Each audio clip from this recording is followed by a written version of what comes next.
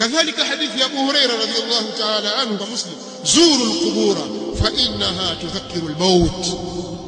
يتembeleeni makaburi, yazuruni makaburi kwa sababu hayo makaburi yanawakumbusheni nyinyi mauti. Ukijiona kwamba umezama katika dunia, moyo wako unapupa na dunia, nenda kwenye kabri la mjomba wako, nenda kwenye kabri la rafiki yako, nenda kwenye kabri ya shangazi yako, nenda kamwombe maghfira, mkumbuke yale ambayo mlikuwa mkiyafanya baina yako yeye na yeye na namna alipokuwa katika ulimwengu, na sasa hayupo. Tahta thara, iko chini ya mchanga huko. Allah ndiye anayejua hali yake ikoje hapo. Utakumbuka kwamba kuna kifo.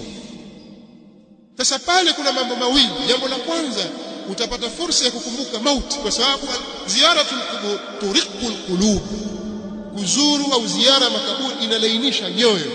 Lakini pia vile vile unapata fursa ya kumuombea maiti wako, pamoja na kwamba dua ni mahali